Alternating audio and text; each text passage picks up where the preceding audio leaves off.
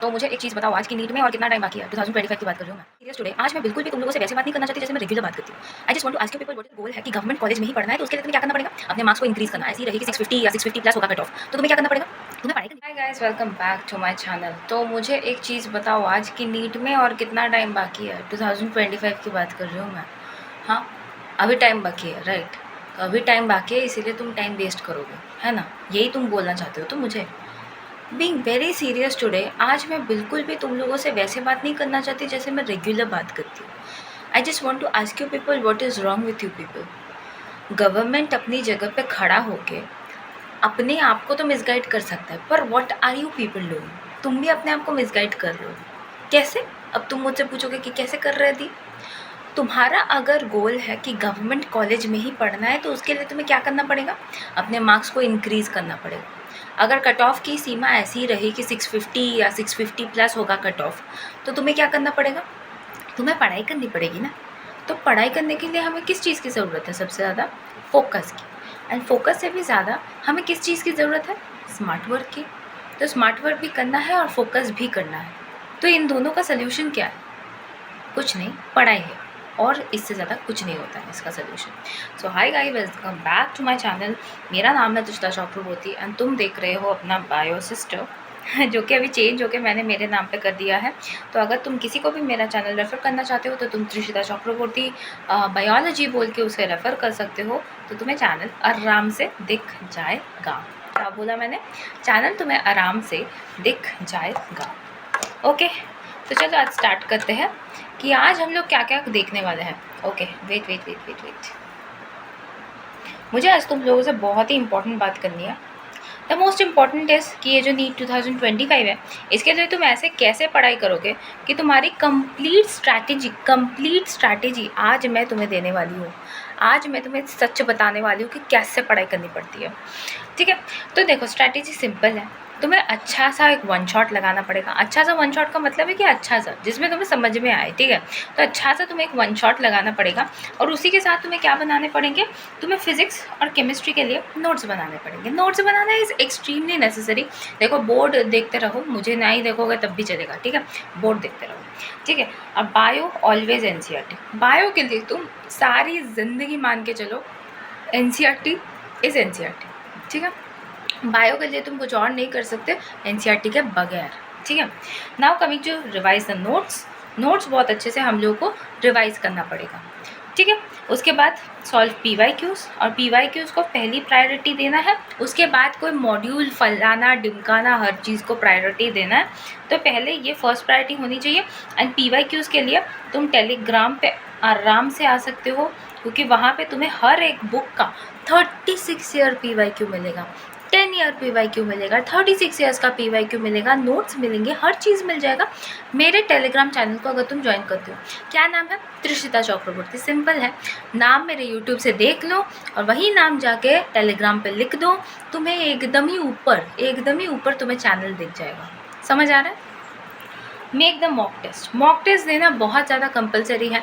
मैंने देखा है आधा से ज़्यादा सिलेक्शंस अटकते हैं मॉक टेस्ट की वजह से। अब तुम बोलोगे कि दीदी मॉक टेस्ट का फ़ायदा क्या है? देखो, ये चीज़ तो मैं भी खुद नहीं विश्वास करती थी कि मॉक टेस्ट के भी कोई फ़ायदे हो सकते हैं, पर जब मैंने मेरे मॉक टेस्ट दे के देखे तब मैंने अचानक से नोटिस किया कि there was something which was making my test fluctuate the marks. यानी कि कभी मार्क्स अच्छा आ रहा था, कभी बुरा आ रहा था। तो सिंपल सी बात है, जब तुम मॉक टेस्ट को एनालाइज करते हो तुम उस पोर्शन को एनालाइज कर रहे हो जिस पोर्शन में तुम वीक हो। मॉक टेस्ट अगर नहीं दोगे तो एनालाइज कैसे करोगे कि तुम तैयार हो कि नहीं हो? उसको करने के लिए तो तुम्हें मेनली मॉक टेस्ट देने की ज़रूरत है ना। तो वही चीज़ मैं बता रही हूँ। ओके, दिसंबर तक तुम्हारा सिलेबस कंप्लीट हो जाना चाहिए। दिसंबर तक अगर तुम सिलेबस कंप्लीट नहीं कर पाए तो तुम्हारे लिए 8 मंथ का तो रिवीजन होना ही चाहिए तुम्हारे लिए। 3 मंथ्स का रिवीजन तुम्हें करना पड़ेगा। ठीक है, तो 3 मंथ्स का revision is very very necessary. And don't try to leave the chapters जो मैंने यहाँ पे तुम्हें टॉप प्रायोरिटी लिस्ट पे मेंशन किया है। उन चैप्टर्स को तुम छोड़ने की गलती अगर करोगे तो तुम्हारे हाथ से गवर्नमेंट सीट निकलेगा। मेरा क्या, मैं तो वीडियो बनाते चलूँगी, जिसको सुनना है वो सुनेगा, है ना। तो तुम्हें ये चैप्टर्स छोड़ने नहीं है। लिखाई तुम्हारे लिए इसीलिए है ताकि तुम इन चैप्टर को नहीं छोड़ो। मेक योर ओन नोट्स, जो कि मैं बार बार बोल रही हूँ। और अगर तुम्हें नोट्स कलेक्ट करना है, अगर तुम्हें लग रहा है कि दीदी मेरा जो नोट्स मैंने बनाया उतना अच्छा नहीं हुआ है, मुझे थोड़ा और नोट्स एक्सप्लोर करना है, तो आराम से आ जाओ टेलीग्राम चैनल में। हज़ारों लोगों के नोट्स एक साथ तुम्हें दिख जाएंगे। अब पहले ये चश्मा उतारती हूँ मैं, बड़ा डिस्टर्ब कर रहा है चश्मा मेरे को। अब सही है, अब मैं दिखती हूँ, अब मैं ठीक दिखती हूँ। हाँ ठीक है, तो इस टेलीग्राम चैनल पे तुमको आना है ना। फिजिक्स की बात कर लेते हैं। यूनिट एंड डायमेंशन जो तुम्हें फर्स्ट प्रायोरिटी में रखना है। उसके बाद Newton's law of motion. Obviously Newton's law of motion से तुम्हें सबसे ज़्यादा क्वेश्चंस देखने को मिलेंगे। एंड ये जो चैप्टर्स मैंने लिखे हैं ना, ये मैक्सिमम मार्क्स कवरेज भी करता है। इलेक्ट्रोस्टैटिक्स, यहाँ से भी बहुत ज़्यादा मार्क्स कवरेज होता है। ऑलमोस्ट यहाँ से तुम्हारे 2-2 करके अगर मैं पकड़ लूँ तो 16 से एटलीस्ट 24 मार्क्स तुम्हारे इलेक्ट्रोस्टैटिक्स कैरी करता है। ग्रेविटेशन की अगर बात करूँ, इलेक्ट्रोस्टैटिक्स से बहुत ज़्यादा सिमिलर है, हालांकि मार्क्स ज़्यादा नहीं आता है यहाँ से। जैसे कि यहाँ से कितने ही सारे क्वेश्चन आ सकते हैं, 12 नंबर का शायद मार्क्स का क्वेश्चन आ सकता है यहाँ से। ठीक है, current electricity very very very important, 12 marks पकड़ के चलो कन्फर्म आएगा यहाँ से। मॉडर्न फिजिक्स की अगर बात करें, atoms, nuclei, dual nature and semiconductor, ये चारों को करना नहीं भूलना है। सबसे बड़ी बात मैं जो बता रही हूँ तुम्हें कि इन जो तुम्हें दिख रहा है यहाँ पे मॉडर्न फिजिक्स के अंदर, ये सारे चैप्टर से ज़्यादा मार्क्स नहीं आते, पर कुल मिला के पकड़ लो, कुल मिला के अगर तुम पकड़ लो, कुल मिला के अगर तुम पकड़ लो तो यहाँ से 20 से ऑलमोस्ट 24 नंबर देखने को मिल सकते हैं। एंड सेमीकंडक्टर में तुम्हें अलग से लॉजिक गेट का एक क्वेश्चन तो मिल ही जाएगा, मैंने उसको पकड़ा नहीं वहाँ पे, पर लॉजिक गेट का एक क्वेश्चन तुम्हें कंपलसरी यहाँ पे दिख जाएगा। तो तुम्हें जब पता है कि मुझे कौन सा टॉपिक पढ़ना है, कौन सा टॉपिक कवर करना है, तो तुम्हें डरने की क्या बात है, तुम उसी टॉपिक को पहले कंप्लीट करो। रे एंड वेव ऑप्टिक्स बहुत ज़्यादा पढ़ना है, क्योंकि यहाँ से भी अच्छा खासा मार्क्स आता है। And even I am not joking, शायद यहाँ से तुम्हारे पास 28 मार्क्स आ सकता है, या अगर तुम्हारा लगा चाहो 16 मार्क्स आ सकता है, कुछ भी आ सकता है, किसी भी तरीके से आ सकता है। काइनेमेटिक्स को बहुत अच्छे से करना है, यहाँ से 12 मार्क्स कंफर्म पकड़ के चलो। मैंने जो तुम्हें दिया है वहाँ से ऑलमोस्ट अगर कोई ऑनेस्टी से इन सारे चैप्टर्स को कंप्लीट कर ले तो वो तो आराम से 120 क्रॉस कर जाएगा। बाकी का जो बचता है तुम्हारे पास, वो अगर तुम थोड़ा वेरिएबली मैनेज करो तो 180 उठ जाएगा। पर 180 उठाना हमारा एम्बिशन नहीं है, हमारा एक सेफ स्कोर में आना है। और सेफ स्कोर तुम्हारा क्या होना चाहिए, सेफ स्कोर एटलीस्ट तुम्हारा 120 होना चाहिए। मैं तुम्हें ज़रा याद दिला दूँ कि जो कट ऑफ है वो इस बार 650 अबव जा रही है। मैं मानती हूँ, मेरा खुद का एजम्पशन है कि ये 650 के ऊपर नहीं जाएगा। नेक्स्ट ईयर तुम लोग का पेपर थोड़ा सा डिफ़िकल्ट बनाया जाएगा ताकि इसका जो कट ऑफ है वो डिक्रीज़ होकर 620 में आ जाए, मेरा ये मानना है। पर लेट्स सी, मतलब कुछ होप नहीं कर सकते ना। तो 650 अबव तो तुम्हारा कट ऑफ एनुअली इस साल के लिए 2024 के लिए तो यही कट ऑफ जा रहा है ना। तो 2025 में देख लेंगे जो भी होगा। और जो लोग मुझसे पूछ रहे हैं कि सीबीटी मोड होगा दी, हाँ, there is a very big chance of CBT mode exams. ठीक है, इसके बाद आते हैं बायोलॉजी में। बायोलॉजी हलवा है, थोड़ा अच्छे से पढ़ना पड़ता है। एनिमल किंगडम में मैं तुम्हें कोई हेल्प नहीं कर सकती, तुम्हें ये पूरा चैप्टर रटना पड़ेगा। मैंने भी रटा था, तुम भी रटोगे। प्लांट किंगडम थोड़ा बहुत समझ के पढ़ सकते हैं, एल्गी वाला पार्ट नहीं छोड़ सकते हैं, एल्गी वाला पार्ट हम नहीं छोड़ सकते। Cell cycle and cell division, ये वाला तुम्हें बहुत ज़्यादा प्रायोरिटी के साथ पढ़ना पड़ेगा, बिकॉज ये चैप्टर सिर्फ तुम्हें, ऐसा नहीं है कि ये चैप्टर सिर्फ तुम्हें यहाँ पे हेल्प कर रहा है, ये चैप्टर आगे जाकर तुम्हें एमबीबीएस में हेल्प करने वाला है। I know the whole MBBS syllabus and that is the reason I am putting the pressure on these kind of chapters. ठीक है, तो ये वाला चैप्टर बिल्कुल करना है, छोड़ना नहीं है। ये चैप्टर बहुत ज़्यादा इंपॉर्टेंट है, इस चैप्टर को सबसे पहले करना है। अगर तुम सेल भूल भी जाते हो प्रॉब्लम नहीं है, पर सेल डिवीजन नहीं भूलना है। ठीक है, फ्लावरिंग प्लांट्स ये भी करना है, मॉर्फो कर लेना है। Human reproduction very easy, I will say very easy. अगर तुम्हें इन सब का लेक्चर देखना है ना, तो मेरे चैनल पे वो भी अवेलेबल है, आराम से देखो। मैंने 1.5 घंटे में, 1 घंटे में 40 मिनट में एक चैप्टर समझाया है, और ऐसा कोई है नहीं जिसको कुछ भी समझ में नहीं आया है।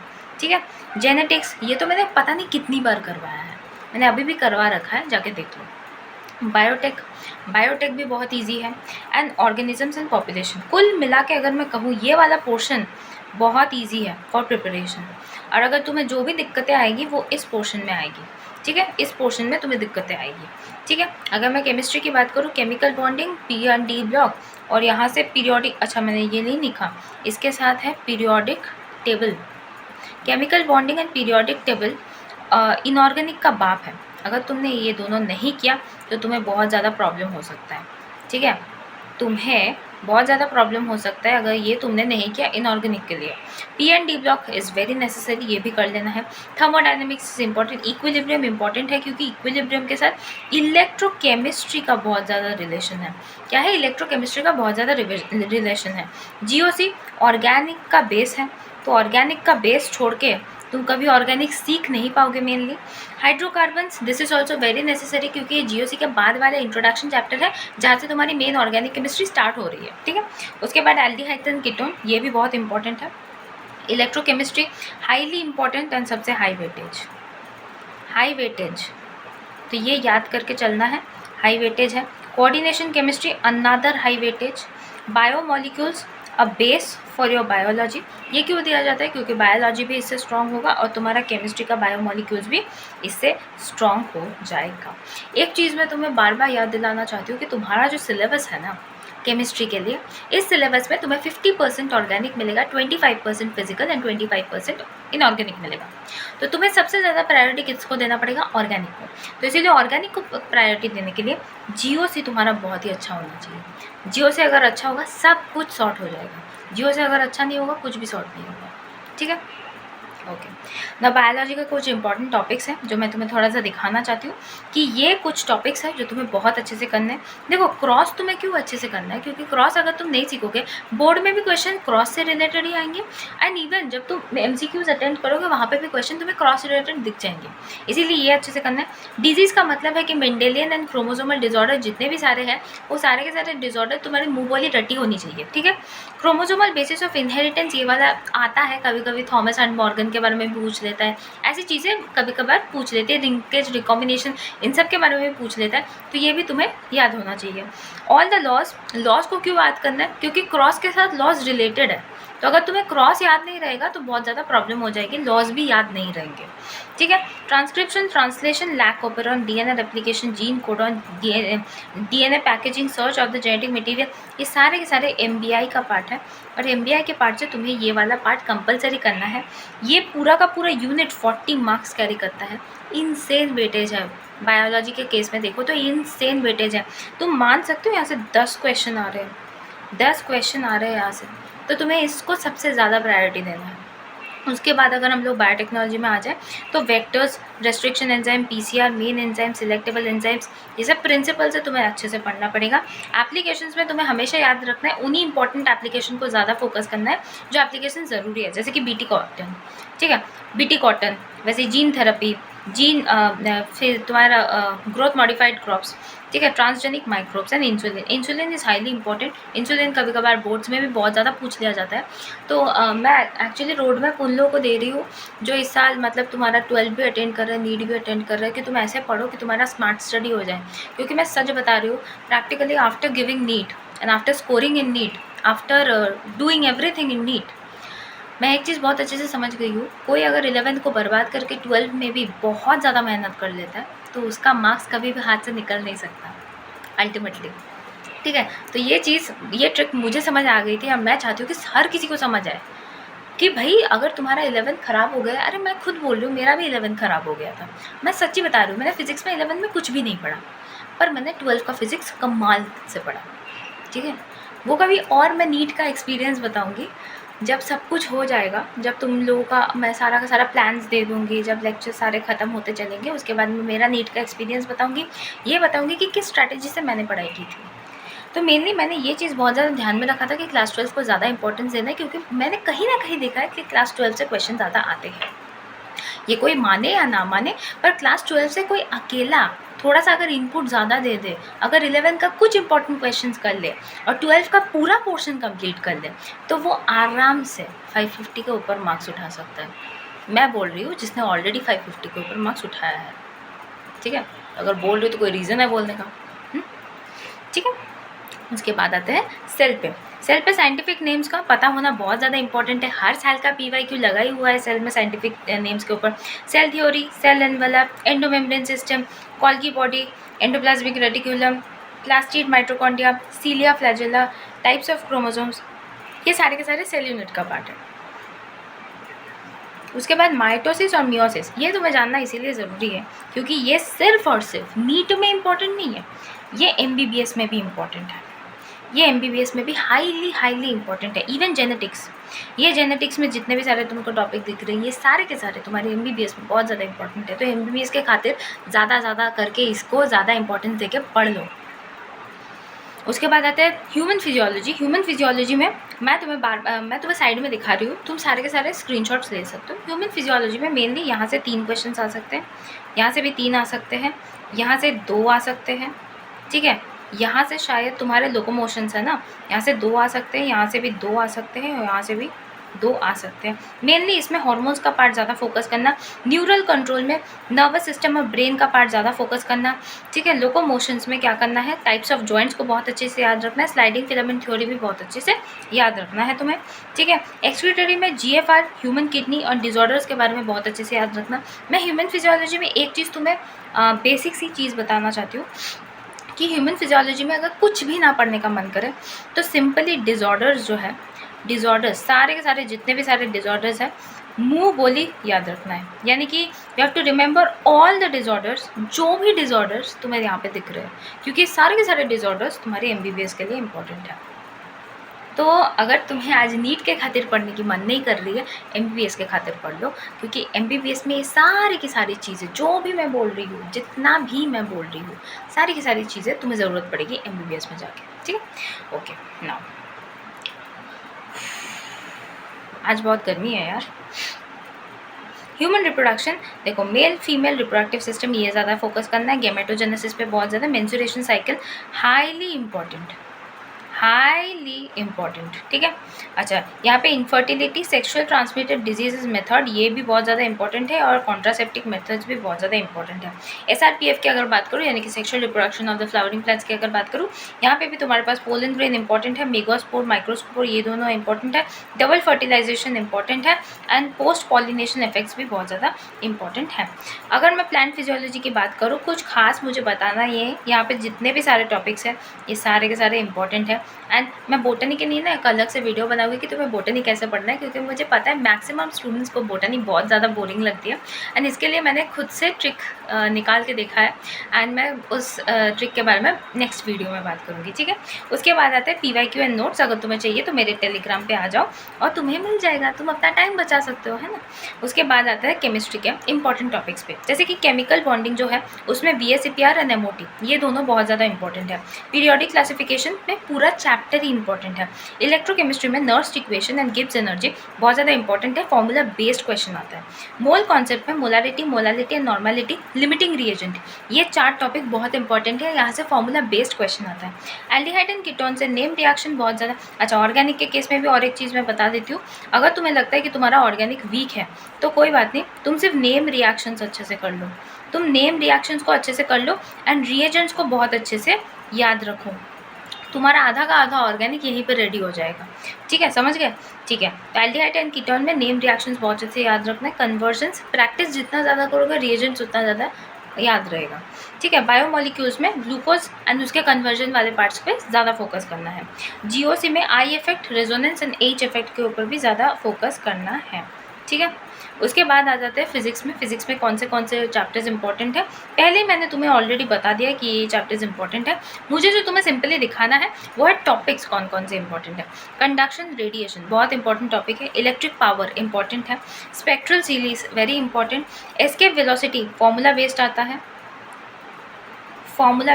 है, यहाँ से भी शायद तुम्हें या तो डायग्राम दे देगा या तो फॉर्मूला बेस्ड आएगा, ठीक है। फैराडेज लॉ, लेंजेस लॉ पूरा फॉर्मूला बेस्ड आता है।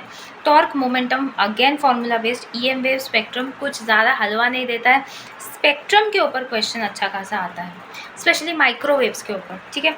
Organ pipes again formula based. और ये सिर्फ ऑर्गन पाइप सिर्फ नीट के लिए इंपॉर्टेंट नहीं है, हर एग्जाम्स के लिए, नर्सिंग एग्जाम्स हो, COET हो, हर जगह तुम्हें ऑर्गन पाइप का एक क्वेश्चन दिख जाएगा। Gauss's theorem again formula based, या तो डायग्राम भी रह सकता है। अगर वो सर्कल वाला मतलब अगर तुम्हें इनर सर्कल आउटर सर्कल की चार्जेस के बारे में दे दिया तो वो भी इंपॉर्टेंट हो सकता है।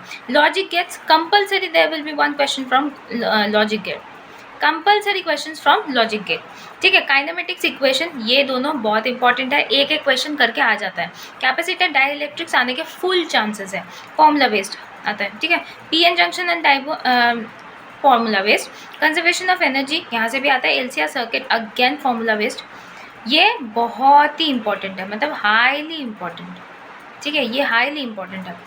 Photo electric effect another highly important, ठीक है। फ्रिक्शन इंपॉर्टेंट है पर ज़्यादा नहीं है। Lens maker formula highly important, क्योंकि यहाँ से तो इतना क्वेश्चन आता है यहाँ से। Refractive index again highly important. YDSE interference again highly important. तो लास्ट के जो टॉपिक्स मैंने बोले मेनली एलसीआर सर्किट से, LCR circuit, photo electric effect, ठीक है, लेंजेस लॉ, नहीं लेंजेस, हाँ Lenz's law, then YDSE interference, logic gate, ठीक है। ये कुछ टॉपिक्स है जहाँ से कंपलसरी क्वेश्चन आएंगे। ये मुझे तुम्हें बताने की ज़रूरत नहीं है, हर साल का किस्सा है। तुम देख लोगे, तुम्हें लगेगा दीदी कॉमन बता रही है, दीदी नहीं, सबको पता है। हर टीचर से जाके पूछो मैम कंपलसरी क्वेश्चन कहाँ से आएंगे, यहाँ से कंपलसरी क्वेश्चन आएंगे ही आएंगे, ठीक है, कंपलसरी क्वेश्चन आएंगे। तो इन टॉपिक्स को क्या तुम वीक रखोगे? अगर तुम्हें फिजिक्स में अच्छा स्कोर करना है, नहीं ना, तो तुम्हें इन टॉपिक्स को स्ट्रॉन्ग बनाना पड़ेगा, ठीक है। ओके, नाउ आते हैं गोल्डन पॉइंट से कि हमेशा एनसीईआरटी रीड करना है बायोलॉजी के लिए। 12th का physics should be more strong. 11 का फिजिक्स अगर तुम्हारा स्ट्रॉन्ग नहीं है, 11 का फिजिक्स सपोज तुम्हारा कुछ भी नहीं हुआ, मैं बताऊँ तुम्हें, मैं सच्ची बता रही हूँ तुम्हें आज, मुझे सिर्फ 11 का काइनेमेटिक्स आता था और एनएलएम आता था, बाकी मुझे कुछ नहीं आता था। और मुझे 12th में सबसे ज़्यादा अच्छा आता था सेमीकंडक्टर्स, ऑप्टिक्स, ये दोनों मेरा बहुत ज़्यादा स्ट्रॉन्ग था। मैग्नेटिज्म, उसके बाद इलेक्ट्रोस्टैटिक्स मैंने टाइम के साथ साथ ज़्यादा प्रैक्टिस कर करके स्ट्रॉन्ग बना लिया था। ये कुछ पॉइंट्स थे जिन्होंने मुझे बहुत हेल्प किया फिजिक्स में। तो ज़्यादा पढ़ने की ज़रूरत नहीं पड़ती, बट थोड़ा पढ़ो, बट वो पढ़ो जो इम्पोर्टेंट है। स्मार्ट वर्क करो हार्ड वर्क की जगह।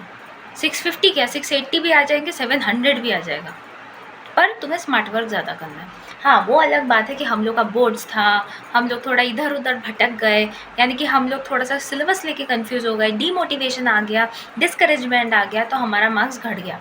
पर इतना भी ज़्यादा नहीं घटा, एटलीस्ट हमने स्मार्ट वर्क कर लिया था।